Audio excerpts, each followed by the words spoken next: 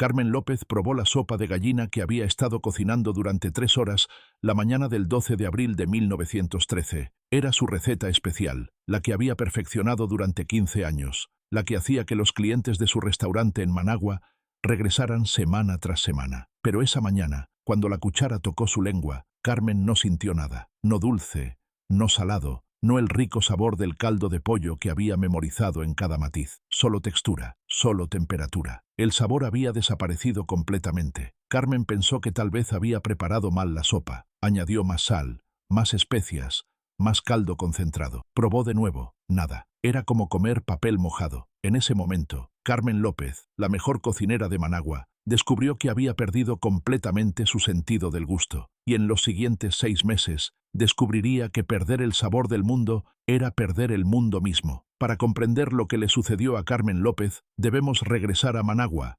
Nicaragua, en abril de 1913. La ciudad era la capital de un país pequeño pero orgulloso que había experimentado décadas de inestabilidad política. Bajo el gobierno del presidente Adolfo Díaz, respaldado por Estados Unidos, Nicaragua vivía un periodo de paz relativa, pero también de creciente influencia estadounidense que muchos nicaragüenses resentían. Managua era una ciudad de contrastes, edificios gubernamentales elegantes junto a mercados bulliciosos, barrios ricos cerca del lago, junto a barriadas donde la mayoría de la población luchaba por sobrevivir. Pero para Carmen, la política era distante. Su mundo era su restaurante, su cocina, y la magia que creaba con ingredientes simples transformados en platos que hacían que la gente cerrara los ojos de placer al comer. Carmen había nacido en 1883 en una familia pobre de Managua. Su madre había sido vendedora en el mercado, su padre carpintero. Pero Carmen había mostrado desde muy joven un talento excepcional para la cocina. A los 8 años ya ayudaba a su madre a preparar comida para vender. A los 12 podía identificar cualquier especia solo por el olor. A los 15 creaba recetas propias que mejoraban los platillos tradicionales nicaragüenses.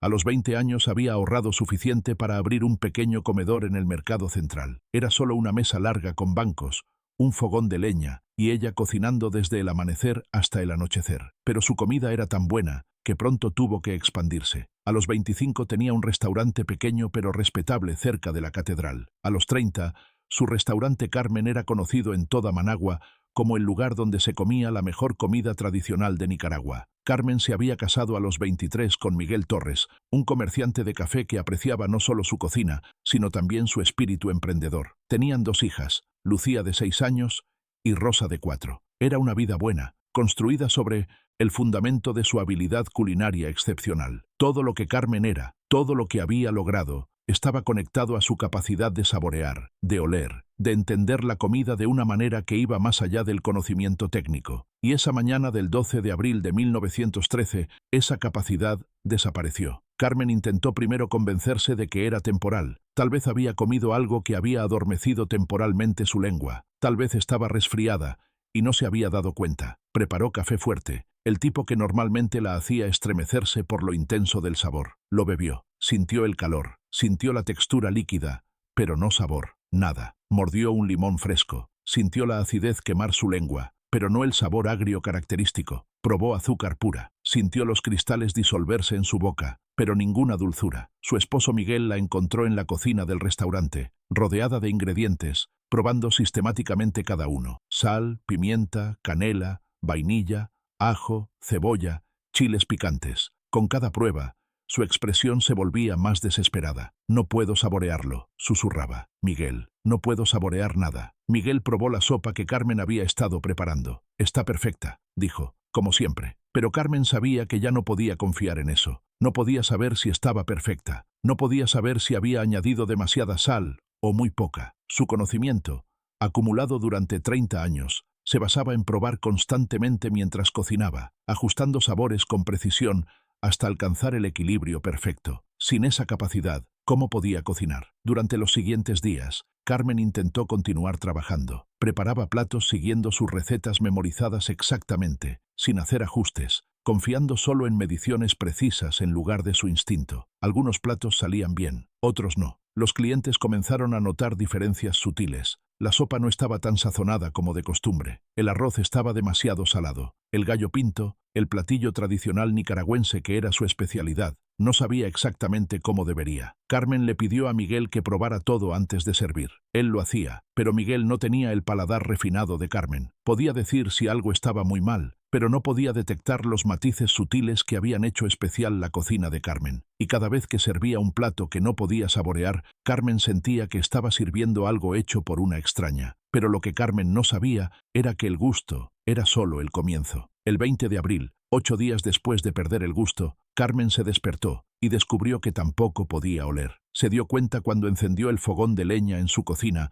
y no detectó el olor característico del humo. Acercó su nariz al humo denso que subía de la leña recién encendida. Nada. Tomó un puñado de café molido, el aroma más fuerte y reconocible en su cocina, y lo sostuvo, directamente bajo su nariz. Respiró profundo. Nada. El pánico que había estado conteniendo durante 8 días explotó. Sin olfato y sin gusto, Carmen estaba completamente ciega sensorialmente a la comida. El olor y el sabor están íntimamente conectados. La mayor parte de lo que experimentamos como sabor es realmente aroma. Carmen lo sabía. Había explicado esta conexión a sus hijas muchas veces, tapándoles la nariz mientras comían para demostrar cómo el sabor cambiaba. Pero saber la ciencia y experimentar la pérdida total eran cosas completamente diferentes. Ese día cerró el restaurante. Les dijo a los empleados que estaba enferma y necesitaba descansar. Miguel la llevó al doctor Fernando Solís, el médico más respetado de Managua. El doctor Solís la examinó minuciosamente. Revisó su nariz en busca de obstrucciones o infecciones. Examinó su lengua, que lucía perfectamente normal, rosada y saludable. Hizo que probara una variedad de sustancias: sal, azúcar, vinagre, limón, quinina. Carmen no pudo identificar ninguna. Su anatomía es completamente normal, dijo el doctor Solís, confundido. Las papilas gustativas se ven sanas, los nervios olfativos parecen intactos, no hay inflamación, no hay daño visible, pero claramente no está sintiendo sabores ni olores. Consultó sus libros médicos, buscando casos similares. Encontró menciones de anosmia, la pérdida del olfato, generalmente causada por lesiones en la cabeza o infecciones severas, y ageusia, la pérdida del gusto, típicamente resultado de daño nervioso. Pero la pérdida simultánea y completa de ambos sentidos en una persona sin trauma o enfermedad visible era extremadamente rara. Podría ser neurológico, sugirió finalmente. Algo en el cerebro que procesa estas sensaciones podría haberse dañado, pero sin equipos de diagnóstico avanzados, no puedo determinar la causa. Le recetó tónicos y vitaminas, esperando que el problema se resolviera por sí solo. A veces estos sentidos regresan espontáneamente, dijo sin mucha convicción. Los sentidos de Carmen no regresaron, y a medida que pasaban las semanas, ella descubrió cuánto había perdido. Cuando su esposo la besó por primera vez después de perder el olfato, Carmen se dio cuenta de que ya no podía oler su aroma familiar, esa mezcla de café, tabaco de pipa y su olor corporal único que había asociado con él durante 7 años. Lo besó y sintió solo textura, temperatura, presión. La dimensión sensorial que hacía que besar fuera íntimo había desaparecido. Miguel todavía era su esposo, pero una parte de su conexión con él se había cortado. Sus hijas olían diferente cada día, dependiendo de lo que habían comido, dónde habían jugado, qué flores habían tocado. Carmen solía identificar sus actividades del día por sus olores cuando llegaban a casa. Ahora abrazaba a Lucía y Rosa y no sentía nada excepto el peso de sus cuerpecitos.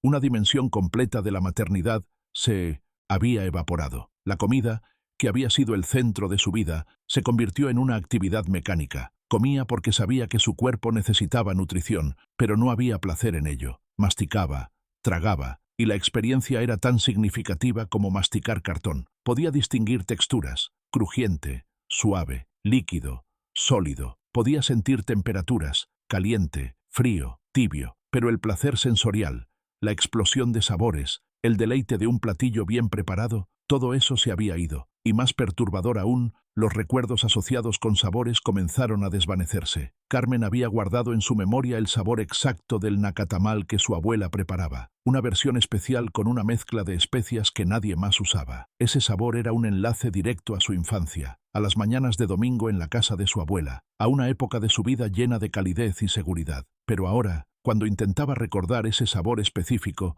el recuerdo era borroso, incompleto, como tratar de recordar el rostro de alguien que no has visto en años. Sabes que una vez lo conociste, pero los detalles se han desvanecido. Sus hijos dejaron de pedirle que cocinara cuando se dieron cuenta de que mamá había cambiado. Era principios de mayo, 3 semanas después de la pérdida inicial. Carmen intentaba mantener alguna apariencia de normalidad, cocinando para la familia, aunque ya no podía saborear lo que preparaba. Esa noche preparó arroz con pollo, un platillo simple que había hecho 1000 veces. Siguió la receta de memoria, midiendo cada ingrediente con precisión matemática, en lugar de confiar en su instinto. Cuando sirvió la comida, Lucía tomó el primer bocado y hizo una mueca. «Mamá, tiene demasiada sal». Carmen sintió que su corazón se hundía. Probó el arroz ella misma. No sintió nada. Rosa, de 4 años, empujó su plato lejos. «No me gusta», dijo simplemente. Miguel probó y confirmó cortésmente que sí. Estaba un poco salado, pero comible. Carmen se levantó de la mesa sin decir palabra. Caminó a su habitación y lloró por primera vez desde que todo esto comenzó. Había cocinado para sus hijas desde que nacieron. Había introducido a Lucía a los alimentos sólidos con purés caseros perfectamente preparados. Había celebrado cada cumpleaños con pasteles elaborados. La comida había sido su lenguaje de amor maternal, y ahora ese lenguaje estaba roto. Desde esa noche, Miguel asumió la mayor parte de la cocina familiar. Él no era un cocinero particularmente bueno, pero al menos podía saborear lo que preparaba y hacer ajustes. Carmen se sentaba en la cocina, observando, pero ya no participando. Era como estar en el mundo pero separada de él por una barrera invisible. El restaurante cerró permanentemente el 15 de mayo de 1913. Carmen no tuvo otra opción. No podía cocinar profesionalmente sin poder saborear. Intentó trabajar con su asistente de cocina, Marta, probando todo antes de servir. Pero Marta no tenía la experiencia de Carmen. Los clientes notaban que la comida ya no era la misma. Las críticas comenzaron a llegar. El restaurante Carmen no es lo que era. La comida está bien, pero falta algo. Carmen dejó de cocinar. El día que cerró las puertas por última vez, Carmen se quedó sola en la cocina vacía. Los olores fantasmas de miles de comidas preparadas allí parecían flotar en el aire, pero ella no podía detectarlos. Pasó su mano sobre el fogón frío, sobre las mesas de preparación, sobre los estantes donde habían estado sus especias cuidadosamente organizadas. 15 años de su vida, construidos sobre su talento culinario, habían terminado. Cuando Miguel intentó consolarla esa noche, Carmen le dijo algo que lo heló. «Es como estar muerta, pero todavía caminando. El mundo todavía está aquí, pero yo ya no puedo experimentarlo realmente». El mundo sin sabor ni olor se convirtió en un mundo gris y plano. Durante los siguientes meses, Carmen experimentó lo que el doctor Solís llamó ajuste a deprivación sensorial, pero lo que Carmen experimentaba como un lento vaciamiento del mundo de su riqueza. Los colores de la comida, que antes había asociado con sabores específicos, ahora eran solo colores. El rojo brillante de un tomate maduro ya no prometía dulzura jugosa y acidez fresca, era solo rojo. El marrón profundo de frijoles recién cocinados ya no llevaba consigo la anticipación de su sabor terroso y satisfactorio. Era solo marrón. Los mercados, que habían sido para ella sinfonías sensoriales donde podía distinguir docenas de olores superpuestos, se convirtieron en colecciones silenciosas de objetos visuales. Caminaba por los puestos y veía especias, frutas, carnes, pescados, pero sin los aromas que los definían, eran solo formas y colores. Los vendedores que la conocían notaban el cambio. «Doña Carmen, ¿no va a oler las frutas hoy?», preguntaban, extrañados de que ya no inspeccionara los productos con su nariz experta como antes. Las conversaciones sobre comida, que habían sido el centro de su vida social, se volvieron tortuosas. Cuando amigas venían a visitarla y hablaban con entusiasmo sobre un nuevo restaurante o una receta que habían probado, Carmen solo podía asentir vagamente. No podía participar, no podía compartir su opinión sobre sabores porque ya no los experimentaba. Gradualmente, las visitas disminuyeron, no porque sus amigas la rechazaran, sino porque Carmen ya no tenía nada que aportar a estas conversaciones que habían definido sus amistades. Más perturbador, Carmen comenzó a olvidar sabores específicos. En junio, intentó recordar el sabor exacto del quesillo, un queso nicaragüense que había comido toda su vida. Sabía que era salado y ácido, podía recordar eso intelectualmente, pero el sabor real, la experiencia sensorial específica, se había desvanecido de su memoria. Era como tratar de recordar una canción que conocías bien pero que no has escuchado en años. Sabes que la conoces, pero no puedes reproducir las notas en tu mente. En julio, las memorias de sabor de su infancia comenzaron a borrarse. El nacatamal de su abuela, que había sido un recuerdo tan vívido, ahora era solo un concepto. Estaba bueno, tenía especias, pero no podía recordar exactamente cómo sabía. Una parte de su historia personal, memorias codificadas en experiencias sensoriales, estaba desapareciendo porque su cerebro ya no tenía las herramientas para mantenerlas vivas. El doctor Solís explicó que esto era esperable. Los recuerdos sensoriales requieren refuerzo,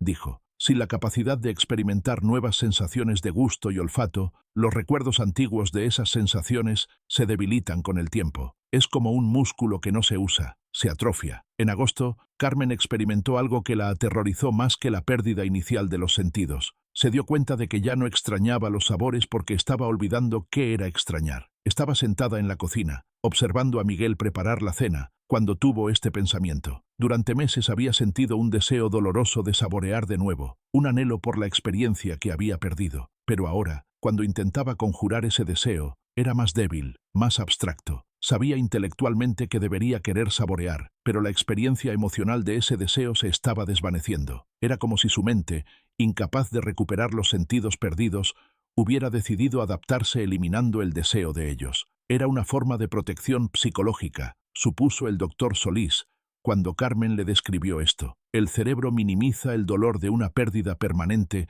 haciéndote olvidar qué se siente tener lo que perdiste. Pero para Carmen, esto era aún más aterrador que la pérdida inicial. No solo había perdido sus sentidos, estaba perdiendo el recuerdo de lo que era tenerlos. Estaba perdiendo partes de sí misma. Sus memorias más preciadas comenzaron a perder su poder emocional porque estaban conectadas a experiencias sensoriales que ya no podía recordar completamente. La primera cena que había cocinado para Miguel cuando eran novios, recordaba el momento, recordaba su nerviosismo, pero ya no podía recordar exactamente cómo había sabido la comida que preparó con tanto cuidado. La experiencia sensorial que había hecho ese recuerdo tan especial se había evaporado, dejando solo el esqueleto de la memoria. Cuando intentó preparar una comida especial para el 7º cumpleaños de Lucía en octubre, Carmen se rompió. Lucía había pedido pastel de 3 leches, un postre tradicional nicaragüense que Carmen había perfeccionado durante años. Era su especialidad, la receta por la que era más conocida. Carmen decidió intentarlo, pensando que tal vez la memoria muscular, la práctica repetida durante años, compensaría su falta de sabor. Siguió la receta exactamente, midiendo cada ingrediente con precisión científica. Preparó el bizcocho, lo horneó, preparó la mezcla de 3 leches, empapó el bizcocho, aplicó el merengue. Visualmente, se veía perfecto, pero no tenía forma de saber si sabía bien. Cuando cortaron el pastel en la fiesta, Carmen observó ansiosamente mientras Lucía tomaba el primer bocado. La niña masticó lentamente, y Carmen vio en su rostro una expresión que reconoció: decepción educadamente oculta. «Está rico, mamá», dijo Lucía, pero su voz carecía del entusiasmo genuino que solía tener con los pasteles de Carmen. Miguel probó y confirmó suavemente que estaba un poco diferente de lo usual. Demasiado dulce en algunas partes, no suficientemente empapado en otras, el merengue un poco aguado. Todos los pequeños errores que Carmen habría corregido instintivamente si pudiera saborear mientras preparaba. Esa noche, Carmen le dijo a Miguel algo que había estado pensando durante semanas. «Ya no soy yo, la mujer que fui, la cocinera, la que encontraba alegría en crear sabores. Esa persona ha muerto. Lo que queda es solo un fantasma caminando en su cuerpo». El doctor Solís, cuando Carmen visitó su consultorio a finales de octubre para un seguimiento, notó signos de depresión severa. Carmen había perdido peso, no porque no comiera, sino porque la comida era tan desprovista de placer que comía lo mínimo necesario. Dormía mal, despertando en medio de la noche con la sensación de que algo esencial faltaba pero sin poder identificar qué. Había perdido interés en actividades que antes disfrutaba, porque tantas de ellas estaban conectadas de alguna manera con comida y cocina. «He visto casos de personas que pierden un sentido», le dijo el doctor Solís. «Ciegos que se adaptan, sordos que aprenden otras formas de comunicación. Pero el gusto y el olfato son diferentes. No los consideramos esenciales para la supervivencia, pero son fundamentales para nuestra conexión con el mundo y con otros. La comida es más que nutrición, es cultura, es familia, es memoria, es placer. Usted no solo perdió 2 sentidos, perdió su lenguaje primario con el mundo». Recomendó que Carmen consultara con especialistas en la capital, posiblemente viajar a Estados Unidos, donde había médicos estudiando el sistema nervioso con nuevas tecnologías. Pero Carmen rechazó estas sugerencias. Había aceptado, con una resignación que preocupaba al doctor Solís, que esta era su nueva realidad. No habría cura, solo adaptación. Durante los años que siguieron, Carmen encontró una nueva identidad, pero nunca una nueva pasión. Aprendió a vivir en un mundo sin sabor ni olor. Comía por necesidad, eligiendo alimentos basados en textura y temperatura en lugar de sabor. Desarrolló preferencias por cosas crujientes, porque al menos proporcionaban estimulación táctil. Le gustaba la comida muy caliente o muy fría, porque la temperatura era una sensación que aún podía experimentar plenamente. Socialmente, se retiró. Era demasiado doloroso estar en situaciones donde la comida era central. Declinaba invitaciones a cenas, evitaba mercados, ya no visitaba a amigas cuyas vidas todavía giraban en torno a cocinar y comer. Miguel y las niñas aprendieron a no hablar sobre comida frente a ella. Un silencio bien intencionado que sin embargo le recordaba constantemente lo que había perdido. Encontró trabajo como costurera, una profesión que no requería gusto ni olfato. Era competente en ello, pero nunca sintió el amor por la costura que había sentido por la cocina. Era solo trabajo, una forma de contribuir económicamente a la familia. La alegría que había caracterizado sus años cocinando nunca regresó. Carmen López vivió hasta 1952, muriendo a los 69 años de causas naturales. Pasó 39 años de su vida sin sabor ni olfato, casi el doble del tiempo que había vivido con esos sentidos intactos. Cuando murió, sus hijas, ahora mujeres adultas con sus propias familias, recordaban más claramente a la madre silenciosa y retirada de sus años posteriores que a la vibrante cocinera de sus primeros recuerdos. El doctor Solís, que había documentado el caso de Carmen durante años, publicó un artículo en 1920 en el Boletín Médico Centroamericano titulado Anosmia y Ageusia simultáneas de origen idiopático, estudio de caso a largo plazo. El artículo describía la pérdida de sentidos de Carmen y, más importante, documentaba su impacto psicológico prolongado. La paciente, escribió el doctor Solís, experimentó no solo la pérdida de dos sentidos, sino la pérdida de su identidad profesional, sus conexiones sociales y una dimensión significativa de su memoria personal. El caso demuestra que el gusto y el olfato, aunque no considerados críticos para la supervivencia física, son fundamentales para la calidad de vida y el bienestar psicológico. Hoy, más de un siglo después, el caso de Carmen López es estudiado por neurólogos y psicólogos que investigan los trastornos quimiosensoriales, el término técnico para problemas con gusto y olfato. La anosmia y ageusia, que eran poco estudiadas en la época de Carmen, ahora se reconocen como condiciones debilitantes que afectan profundamente la calidad de vida. Los científicos modernos han identificado múltiples causas posibles para lo que experimentó Carmen. Infecciones virales pueden dañar los nervios olfativos y gustativos, a veces de forma permanente. Ciertas deficiencias nutricionales pueden afectar estos sentidos. Lesiones en regiones específicas del cerebro que procesan información sensorial pueden resultar en pérdida completa. Incluso el estrés psicológico extremo ha sido vinculado en casos raros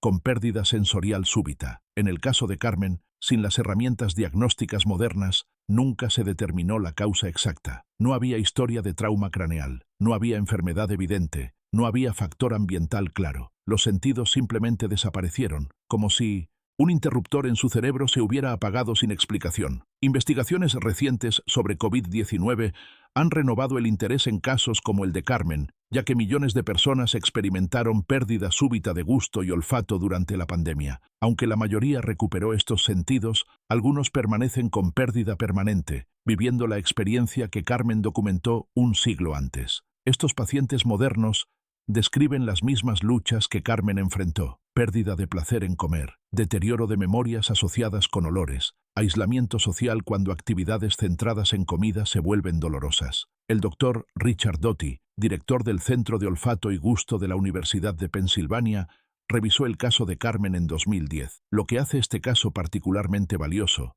escribió, es la documentación detallada del doctor Solís sobre el impacto psicológico a largo plazo. Muestra claramente que estos sentidos no son lujos, sino componentes esenciales de la experiencia humana. La paciente no solo perdió la capacidad de saborear y oler, perdió acceso a dimensiones completas de memoria, relación y significado. El restaurante donde Carmen cocinó durante 15 años ya no existe. El edificio fue demolido en los años 1960 durante una renovación urbana en Managua, pero algunos nicaragüenses mayores todavía recuerdan haber escuchado a sus padres hablar del restaurante Carmen, donde una vez se servía la mejor comida tradicional de la ciudad, hasta que la dueña sufrió una misteriosa enfermedad que la hizo perder el gusto. Las hijas de Carmen, Lucía y Rosa, vivieron hasta la década de 1990. En entrevistas cerca del final de sus vidas, ambas describieron cómo la transformación de su madre había afectado a toda la familia. Fue como un duelo, dijo Lucía, pero la persona por la que estábamos de duelo todavía estaba viva, todavía estaba allí físicamente. Pero mamá, la mamá que conocimos, la que cocinaba con tanta alegría y pasión, esa persona se fue y nunca regresó. Rosa recordaba vívidamente el día del pastel de cumpleaños. Mamá intentó tan duro ese día. Podíamos ver cuánto quería hacer algo especial para mí, pero el pastel no sabía cómo sus pasteles solían saber. Y cuando vio nuestras caras, algo se rompió en ella. Dejó de intentar después de eso. Creo que fue el día que finalmente aceptó que la cocinera que había sido ya no existía. Miguel Torres se volvió a casar 4 años después de la muerte de Carmen con una mujer que también había enviudado. En sus últimos años, habló ocasionalmente sobre su primera esposa con una mezcla de amor y tristeza. Carmen fue la persona más vibrante que conocí, dijo en 1960. Todo en ella era intensidad y pasión, especialmente cuando cocinaba. Cuando perdió esa capacidad, fue como ver un incendio apagarse lentamente. Intenté mantenerla conectada, pero no pude. Nadie podía. Había perdido el idioma con el que hablaba al mundo. El caso de Carmen López sirve como recordatorio de cuánto de nuestra humanidad está conectado a nuestros sentidos. No somos solo cerebros pensantes, somos cuerpos que experimentan el mundo a través de vista, sonido, tacto, gusto y olfato. Cuando uno de estos canales se cierra, no es solo una inconveniencia, es una amputación de parte de nuestra capacidad de estar plenamente presentes en el mundo. Para Carmen, la pérdida fue particularmente devastadora, porque su identidad completa estaba construida sobre los sentidos que perdió. Ella no era solo alguien que cocinaba por necesidad, era una artista cuyo medio era el sabor. Cuando ese medio le fue arrebatado, no solo perdió un trabajo, perdió su forma de expresión, su lenguaje de amor, su conexión con su herencia cultural. Y hasta el día de hoy, cuando médicos nicaragüenses estudian trastornos quimiosensoriales, el caso de Carmen López es citado como ejemplo de las profundas consecuencias psicológicas y sociales de perder estos sentidos menores. Menor en términos de supervivencia física, tal vez, pero para calidad de vida, para conexión humana, para la experiencia de estar plenamente vivo, el gusto y el olfato son tan esenciales como cualquier otro sentido. Carmen vivió 39 años en un mundo gris, donde la comida era solo combustible, donde los besos no tenían aroma, donde sus memorias más preciadas lentamente se desvanecían porque estaban codificadas en sensaciones que ya no podía recordar experimentar. No murió cuando perdió sus sentidos, pero una parte esencial de quién era murió ese día de abril, en 1913. Lo que quedó vivió, funcionó, existió, pero nunca volvió a estar completamente viva.